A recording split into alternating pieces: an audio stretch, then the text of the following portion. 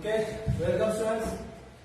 तो हमने last lecture जो इकोनॉमिक्स स्टार्ट किया था, chapter number 1 introduction of micro and macro economics, जिसमें हमने माइक्रो इकोनॉमिक्स को स्टार्ट किया था, उसका इंट्रोडक्शन, उसके डेफिनेशंस, उसका स्कोप और उसके बाद हमने features of micro economics start किया था, जिसमें मैंने आपको ये पॉइंट्स को कैसे हम याद रखें उसके लिए मैंने आपको ये बताया था कि इसको एक कोड बनाओ, जिस कोड को आप याद रखोगे तो उस कोड से आप सारे पॉइंट्स भी याद रख सकते हो। तो कोड क्या था, याद आ रहा है? वो था बाईपास पुल। कोड था B stand for based on certain assumption. Okay, I stand for individual unit, मतलब study of individual unit. P stand for price theory, या फिर आप पार्शियल इक्विलिब्रियम भी बोल सकते हो। पहले लेते हैं प्राइस थ्योरी, फिर A stand for analysis of market structure, S stand for very easy slashing method, फिर again P stand for partial equilibrium, U stand for use of marginalism principle and L stand for limited scope. Okay, अब हम इसी sequence को follow करते हुए ये सारे जो पॉइंट्स है उसका एक्सप्लेनेशन हम देखने वाले हैं। ओके, चलो पहले है बाईपास, मैं यहां पे लिख के रखता हूं बाईपास पुल। तो उसमें B stand for based on certain assumption। तो बेस्ड ऑन सर्टन assumption मतलब क्या? हमारा जो ये माइक्रो इकोनॉमिक्स है ना, माइक्रो इकोनॉमिक्स क्या करता है? इंडिविजुअल स्टडी करता है, मतलब छोटी सी छोटी चीज का हम स्टडी करते हैं इन माइक्रो इकोनॉमिक्स। तो जब माइक्रो इकोनॉमिक्स की स्टडी होती है तो सपोज ऐसा बाय चांस हो सकता है कि हम किसी मार्केट में किसी एक पॉइंट को लेकर हम स्टडी कर रहे हैं। समझो फॉर एग्जांपल हम इंडिविजुअल कंज्यूमर के बारे में स्टडी कर रहे हैं, तो इस कंज्यूमर का बिहेवियर हम स्टडी कर रहे हैं और इतने में क्या हुआ, उसका टेस्ट चेंज हो गया। हम कंज्यूमर का सपोज हम ये स्टडी कर रहे हैं कि वो कौन से प्रोडक्ट परचेस करता है, उसे क्या पसंद है, तो उतने में समझो उसका टेस्ट चेंज हो गया। तो क्या होगा, हम जो स्टडी कर रहे हैं वो हो जाएगा। तो ऐसे बहुत सारे पॉइंट्स होते हैं जिनको स्टडी करने के लिए बहुत टाइम लगता है, because it is a micro economic study. तो टाइम लगता है तो सीधी बात है, जो अदर थिंग्स है, मतलब जो उस फैक्टर को पढ़ाई कर रहे हो उसको इफेक्ट करने वाले बहुत सारे फैक्टर्स होते हैं। जैसे डिमांड है तो डिमांड को इफेक्ट करने वाले बहुत सारे फैक्टर्स होते हैं, सप्लाई है तो सप्लाई को इफेक्ट करने वाले बहुत सारे फैक्टर्स होते हैं। अगर आप किसी डिमांड की स्टडी करोगे, डिमांड में क्या स्टडी करोगे? इंडिविजुअल डिमांड स्टडी करोगे। तो इंडिविजुअल डिमांड जब आप स्टडी करोगे दैट टाइम ऐसा हो सकता है कि बिकॉज ऑफ अदर फैक्टर्स तो जो आप स्टडी कर रहे हो वो इनकम्प्लीट रह जाए या उसका रिजल्ट जो है वो नेगेटिव में आ जाए। तो इसीलिए हमें पहले ये एज्यूम करके चलना है क्या, कि it is based on certain assumption मतलब ऐसी कंडीशन जो मार्केट में एक्चुअली नहीं होती। मार्केट में कभी भी assumptions ऐसे होते हैं जो एक्चुअली होते नहीं है, हमें वो एज्यूम करने पड़ते हैं। ओके, तो हमें एज्यूम क्या करना है? फर्स्ट थिंग ये other things remaining constant. Micro economic का कोई भी लॉ देखो, कोई भी लॉ, ओके, उसका स्टार्टिंग यही रहेगा, other things remaining constant. Okay, हम आगे 3 लॉ पढ़ने वाले हैं, law of marginality, law of demand, law of supply, जिसमें ये बहुत इंपॉर्टेंट होगा, other thing remaining constant, other thing remaining same. Okay, constant मतलब सेम। तो अगर ये सेम होगा तो ही हमारा माइक्रो इकोनॉमिक काम करेगा, वरना नहीं करेगा। ओके, सिक्विस पैरिबस मतलब वही, सिक्विस पैरिबस मतलब यही, अदर थिंग्स रिमेनिंग कांस्टेंट। वो किसमें होता है? Perfect competition. ये हम पढ़ने वाले हैं, इसके ऊपर पूरा चैप्टर है हमें, परफेक्ट कॉम्पिटिशन, मोनोपोली। ओके, ये मार्केट का एक टाइप होता है, इसको हम ठीक से पढ़ने वाले हैं। इन शॉर्ट परफेक्ट कॉम्पिटिशन मतलब क्या होता है? जहां पे बहुत सारे बायर्स होते हैं और बहुत सारे सेलर्स होते हैं। लेजियस फेरी पॉलिसी, ये इसका मतलब होता है जहां पर आप कोई भी बिजनेस विदाउट गवर्नमेंट इंटरवेंशन आप स्टार्ट कर सकते हो, जहां पे गवर्नमेंट आपको बीच में दखलंदाजी नहीं करती। ऐसी पॉलिसी को कहते हैं laissez faire policy. Okay, then pure capitalism. Capitalism मतलब वही, आप जितना चाहिए उतना कैपिटल रेज करके आप आपका बिजनेस स्टार्ट कर सकते हो, गवर्नमेंट आपसे कोई सवाल नहीं करेगी। Okay, full employment etcetera, these assumptions make the analysis simple। तो हमारा जो माइक्रो इकोनॉमिक का पहला जो फीचर्स है वो it is depend on certain assumption. Assumption कौन सा होगा? वो other things remaining constant. Okay, तो बाय पास में बी हो गया। उसके बाद देखते हैं I. I stand for study of individual unit. Study of individual, हमारा माइक्रो इकोनॉमिक का जो डेफिनेशन था उस डेफिनेशन में भी वही कहा है कि micro economic is the study of individual behaviour of individual unit. Okay, तो it is a study of behaviour of small individual economic unit. अब ये इकोनॉमिक यूनिट कौन कौन हो सकता है?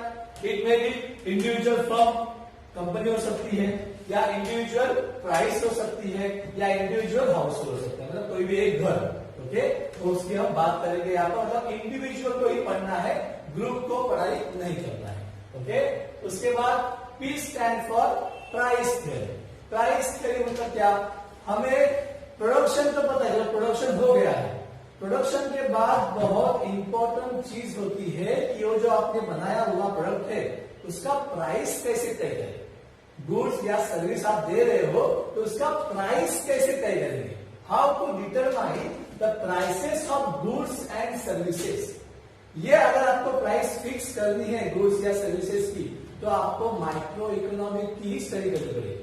जैसे हमारा क्लास है, हमारे क्लास ने क्या किया है, हमारा क्लासेस ने 12 स्टार्ट किया तो 12 स्टैंडर्ड का एक फीस सिलेक्ट किया। अब ये फीस कैसे सिलेक्ट किया? हमने माइक्रो इकोनॉमी किया। मतलब क्या?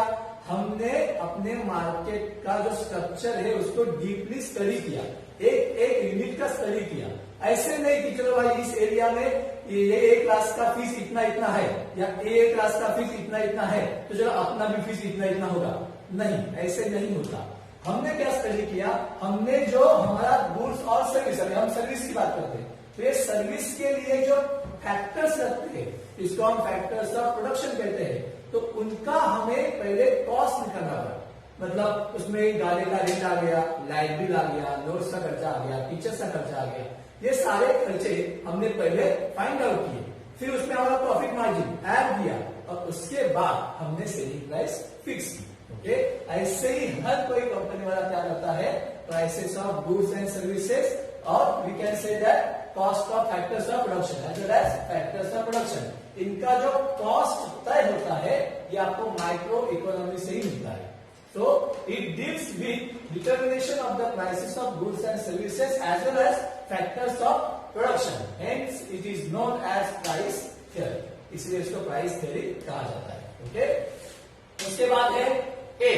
A मतलब analysis of market structure। अभी मैंने आपको बताया था कि हमारे पास परफेक्ट कॉम्पिटिशन टाइप मार्केट है, तो ये टाइप ऑफ मार्केट है। ऐसे बहुत सारे मार्केट है, तो उसको मार्केट का जो स्ट्रक्चर है उसको अगर आपको डिटेल में पढ़ना है तो आपको क्या करना पड़ेगा? Micro economics. तो micro economics analysis different market structure, for example perfect competition, many buyers many sellers, monopoly, single seller many buyer, ये हम डीपली पढ़ने वाले हैं आगे। ओके, मोनोपोलिस्टिक कंपटीशन, इसमें क्या होता है? आधे फीचर्स इसके होते हैं, आधे फीचर्स इसके होते हैं। ओके, ओलिगोपोली मतलब few sellers and many buyers. Okay, तो इन सब का एक डिटेल स्टडी हम हमारे आगे आने वाले चैप्टर में करने वाले हैं। अभी हम इस पे टाइम नहीं वेस्ट कर रहे हैं, इसको हम डिटेल में पढ़ने वाले हैं इसीलिए। ओके, तो फिलहाल माइक्रो इकोनॉमिक में आपको एनालिसिस ऑफ मार्केट स्ट्रक्चर भी करने मिलता है। उसके बाद है एस।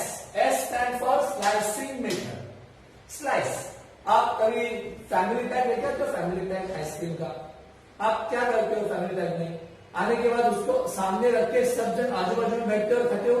नहीं, हम क्या करते हैं? उसके स्लाइस करते हैं, राइट ना? एप्पल लेके आते हो, क्या करते हो? स्लाइस करते हो, राइट ना? तो ये स्लाइसिंग मेथड हम घर में भी यूज करते हैं, तो माइक्रो इकोनॉमी भी वही यूज करता है। वो क्या होता है? Uses slicing method, it splits और divides the whole economy into small individual units and then studies each unit separately in detail. तो हमारा जो पूरा मार्केट है उसको हम थोड़े सेपरेट पार्ट्स में डिवाइड करते हैं, उसी को कहते हैं स्लाइसिंग मेथड। फॉर एग्जाम्पल दिया उन्होंने कि स्टडी ऑफ इंडिविजुअल इनकम। अब इंडिविजुअल इनकम किसका होगा? ये किसका होगा? नेशनल इनकम का। पूरे नेशनल इनकम में हम किसी एक पर्सन का इनकम देखेंगे, या फिर study of individual demand out of aggregate demand, मतलब होल डिमांड, हमारे इंडिया का जो होल डिमांड है उसमें से खाली हम इंडिविजुअल डिमांड देखेंगे, तो इसीलिए उसको क्या कहा गया है? Slicing method. ओके, तो हमारा ये एस हो गया, मतलब 5 फीचर्स हमने देख लिए हैं। उसके बाद है पूल, PUL, उसमें P स्टैंड फॉर, पहला था प्राइस थियरी, अभी है पार्शियल इक्विलिब्रियम। ओके, इक्विलिब्रियम मतलब क्या? बैलेंस बिटवीन टू फैक्टर्स, कोई भी डिमांड सप्लाई, इसमें जो बैलेंस होता है उसे कहते हैं equilibrium. Okay, micro economic analysis deals with partial equilibrium which analyses equilibrium position of an individual economic unit. अब इंडिविजुअल इकोनॉमिक यूनिट का जो पोजीशन है उसको क्या बोलते हैं, बैलेंस रखने के लिए वो जो स्टडी किया जाता है वो माइक्रो इकोनॉमी में होता है, कि हम कैसे बैलेंस करें हमारा जो मार्केट स्ट्रक्चर है उसको। मार्केट स्ट्रक्चर मतलब क्या? उसमें इंडिविजुअल डिमांड आ गया, इंडिविजुअल सप्लाई आ गया, उसको हम बैलेंस कैसे करें, ये हमें माइक्रो इकोनॉमी मिलता है। यहाँ पे एग्जाम्पल दिया हुआ है, जैसे इंडिविजुअल हो सकता है, कंज्यूमर हो सकता है, या इंडिविजुअल फर्म हो सकता है, या इंडिविजुअल इंडस्ट्री हो सकती है। तो इन सब में बैलेंस बनाने का काम हमारी इकोनॉमी में होता है। अब ये बैलेंस कैसे मेंटेन करते हैं, ये स्टडी हमें माइक्रो इकोनॉमी दिखाती है।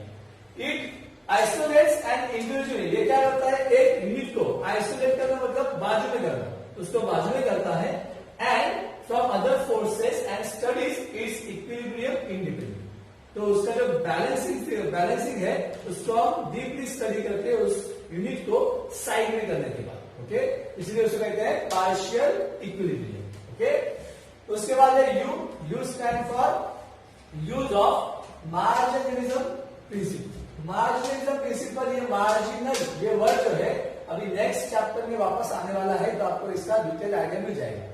मार्जिनल का मतलब क्या होता है? एक एडिशनल यूनिट, उसको कहते हैं marginal. Okay, the concept of marginalism is the key tool of micro economic analysis. The term marginal means change brought in total by an additional unit, कि एक एक्स्ट्रा यूनिट आने के बाद चेंजेस क्या होते हैं? ओके, बहुत सारे चेंजेस होते हैं। जैसे मेरे पास 5 एप्पल है, तो एक 6 एप्पल लेते वक्त मैं सोचूंगा कि मैं लू या ना लू, क्योंकि वो आने के बाद क्या क्या चेंजेस होते हैं ये हमने कहा कि मार्जिनल जो ये वर्ड है अगले चैप्टर में आने वाला है, उसमें हम पढ़ने वाले हैं। तो ये पूरा डीपली स्टडी आपको नेक्स्ट चैप्टर में मिलेगा। तो एक एक्स्ट्रा यूनिट आने के बाद जो चेंजेस होते हैं ये स्टडी माइक्रो इकोनॉमी में होती है। Okay, marginal analysis helps to study a variable through the changes.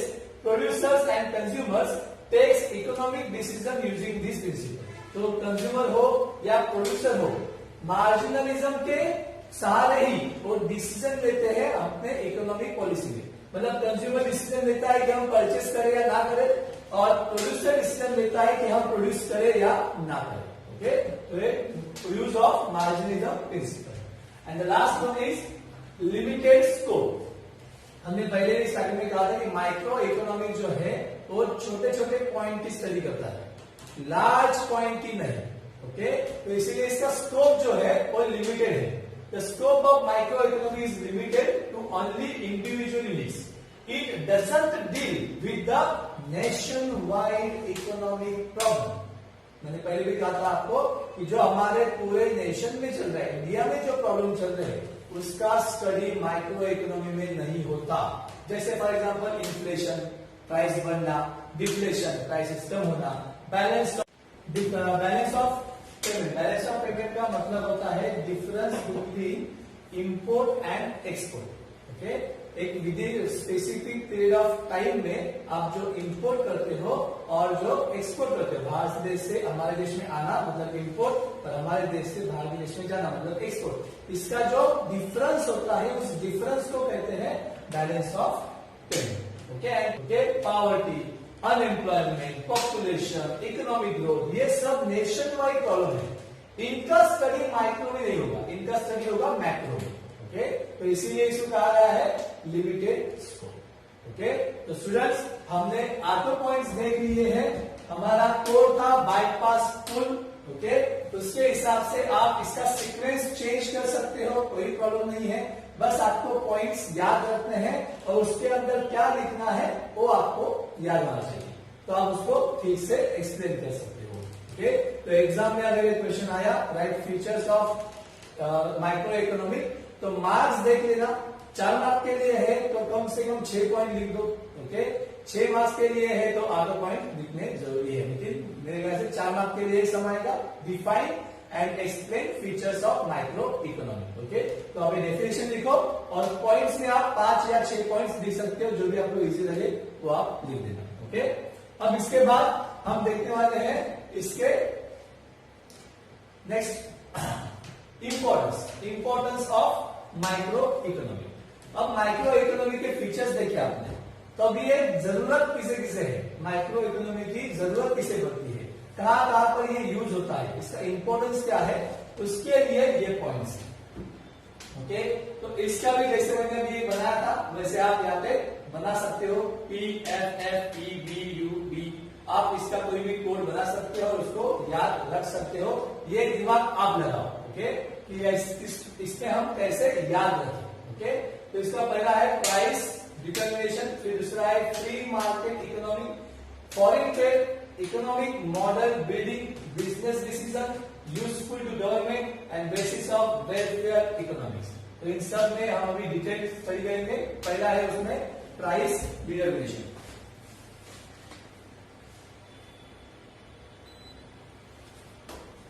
तो प्राइस डिटर्मिनेशन मतलब हमने अभी फीचर्स में भी ये पॉइंट देखा था। ओके, प्राइस थियरी, तो हम वही एक्सप्लेन करते हैं माइक्रो इकोनॉमी में कि प्राइस डिटरमाइन कैसे होती है, मतलब प्राइस फिक्स कैसे होती है, ये हम माइक्रो इकोनॉमी में स्टडी करते हैं। क्योंकि माइक्रो इकोनॉमी से ही आपको मालूम पड़ता है कि आपने कौन से फैक्टर्स को यूज किया है, तो उस फैक्टर्स को रिवॉर्ड दिया जाता है। मतलब लेबर यूज किया तो उसको वेजेस मिलेगा, लैंड यूज किया तो उसको रेट मिलेगा। ओके, तो उस सब रिवॉर्ड को वहां पे कैलकुलेट करके फिर उसका प्राइस तय होता है। ओके, तो micro economics explain how the prices of different product and various factors of production are determined. Okay, तो ये हम प्राइस फिक्स करते हैं with the help of micro economic study. Okay,